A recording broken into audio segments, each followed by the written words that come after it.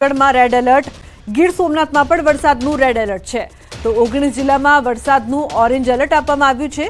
ગાજવીજ અને ભારે પવન સાથે વરસાદની આગાહી કરવામાં આવી છે.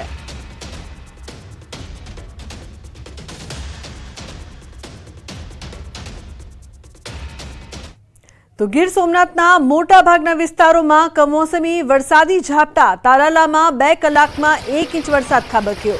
તો વેરાવળ, કોડીનાર અને સૂત્રાપાડામાં છૂટો છવાયો વરસાદ. ઉના અને ગીર ગઢડામાં પણ સામાન્ય વરસાદ. જો કે ગીર ગઢડાના વડવિયાળા, ખાપટ સહિતના ગામોમાં અડધાથી 1 ઇંચ વરસાદ જોવા મળી રહ્યો છે. સતત કમોસમી વરસાદી માહોલથી ખેડૂતો પરેશાન થઈ રહ્યા છે. દિનેશ જોડાયા છે ફોન લાઈન પર વધુ માહિતી આપવા માટે. દિનેશ, ગીર સોમનાથના અનેક વિસ્તારોમાં વરસાદ સાથે જ ખેડૂતો પરેશાન વરસાદી માહોલથી, શું અપડેટ?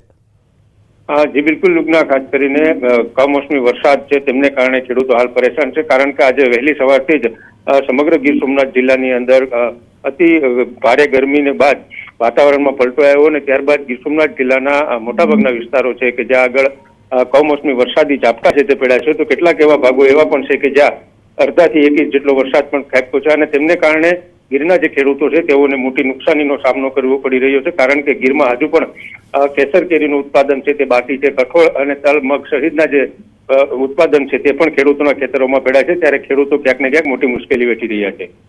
બિલકુલ દિનેશ, આભાર સમગ્ર માહિતી બદલ. તો ખેડૂતોને અનેક મુશ્કેલીનો સામનો કરવો પડી રહ્યો છે.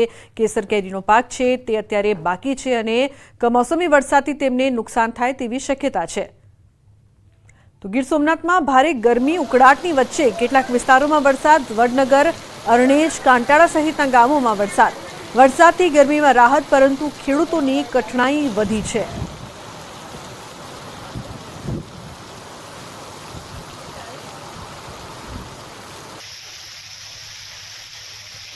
તો બીજી તરફ જૂનાગઢના માંગરોળમાં ધોધમાર વરસાદ, ભારે પવન સાથે ધોધમાર વરસાદ વરસ્યો છે. રસ્તાઓ પર પાણી ફરી વળ્યા છે.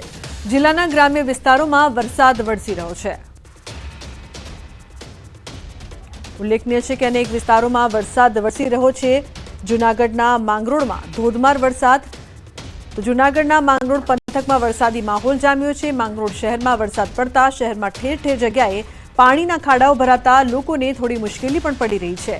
જ્યારે વરસાદ વરસતા લોકોને ગરમીથી થોડી રાહત મળી છે. માંગરોળ પંથકમાં વરસાદ વરસતા ખેડૂતોમાં ચિંતાનો માહોલ સર્જાયો છે. એક તરફ અડદ, મગ, તલ સહિત ઉનાળુ પાકો હજુ ખેતરમાં ઊભા છે, ત્યારે વરસાદ વરસતા આ પાકોમાં ભારે નુકસાન થાય તેવી ભીતિ સેવાઈ રહી છે. હાલ ખેડૂતોના ઊભા પાક ઉપર વરસાદી પાણી ફરી વળ્યા છે. જ્યારે હજુ પણ આંબાઓમાં કેરી છે, જેમાં પણ નુકસાનની ભીતિ સેવાઈ રહી છે. તો આ તરફ જૂનાગઢના વિસાવદર તાલુકામાં પવન ફૂંકાવાથી કાલાવડ, ગોવિંદપરા અને હમનાપર ગામનો વીજ પુરવઠો ખોરવાયો હતો. પૂર્વ એમએલએ હર્ષદભાઈ રીબડિયાને બનાવની જાણ થતાં તાત્કાલિક સ્થળ પર પહોંચી મદદ કરી હતી. બાદમાં જવાબદાર વિભાગને જાણ કરી વીજ પુરવઠાને કાર્યરત કરાવ્યો હતો.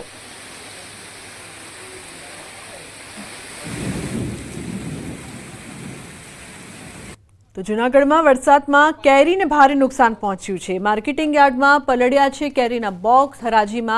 હરાજી માટે આવેલી કેરીને નુકસાન થયું છે. કેરીના 17,000 બોક્સ પલળી ગયા છે. કેરી પલળી જતા વેપારીઓને લાખોનું નુકસાન થઈ રહ્યું છે.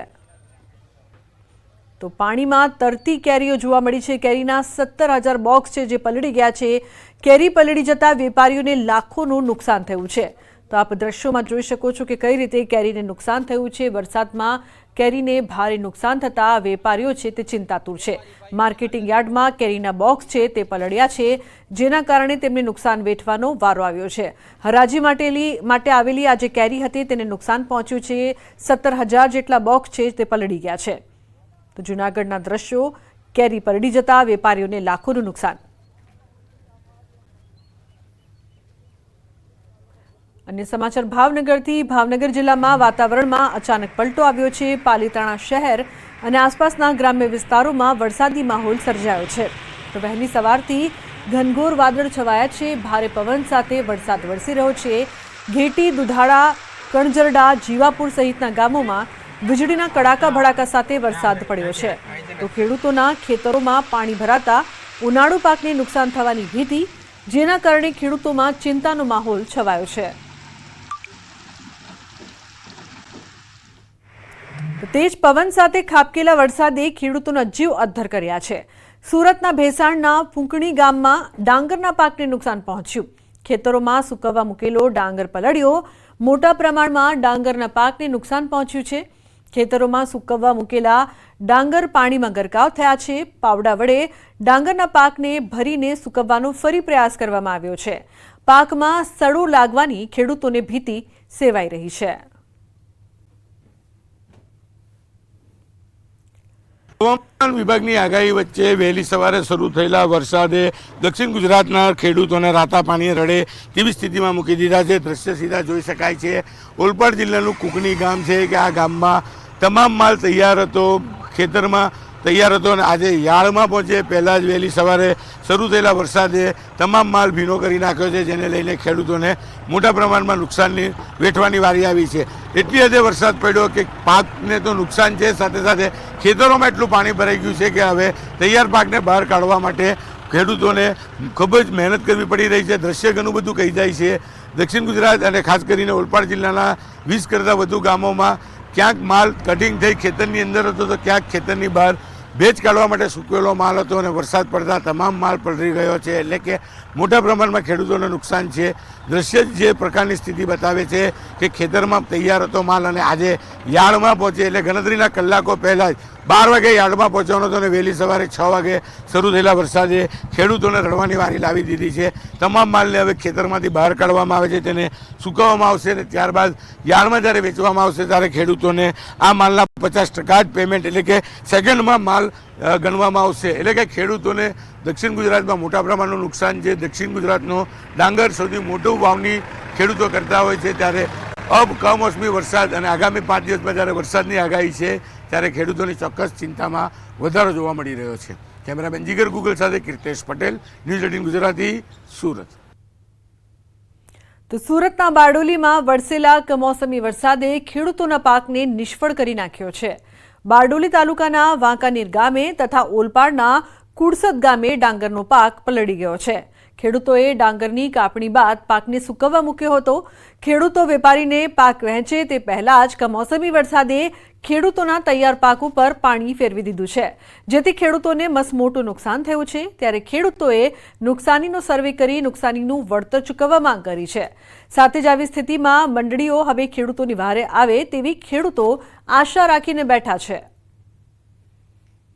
ખેડૂતોને નુકસાન જ નુકસાન છે. આ ખરેખર સરકારે વિચારવાની જરૂર છે, કારણ કે જે પાક અમે પકવીએ છીએ તેનું બધું જ રિસ્ક અમારે ભાગે આવે છે અને ગોડાઉનમાં એક વખત વેપારીને આપીએ, ગોડાઉનમાં મુકાઈ જાય પછી પૈસા મળે અમને.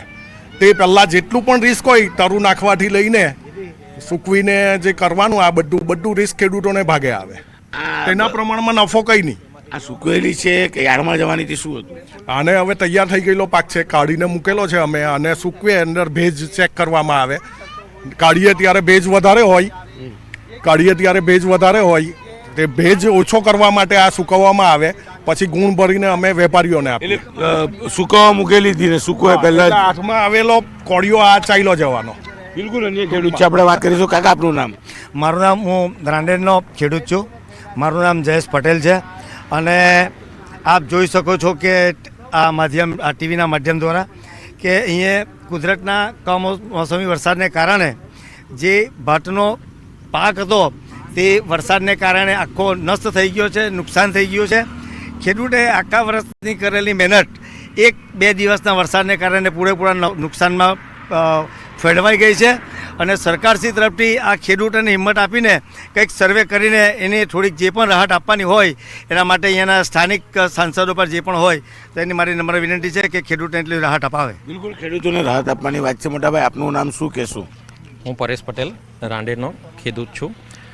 અત્યારે જે આજની હાલની પરિસ્થિતિમાં ખેડૂતે તનતોડ મહેનત કરી અને જે ડાંગરની ખેતી કરી અને તૈયાર પાક જ્યારે ડાંગર કાપ્યો અને સુકાવવા માટે થોડો ભેજ હતો એટલે રોડ પર સુકાવવા માટે નાખ્યો, તેવામાં ઓચિંતા કુદરત રૂઠી ગઈ અને કુદરતના વરસાદને લીધે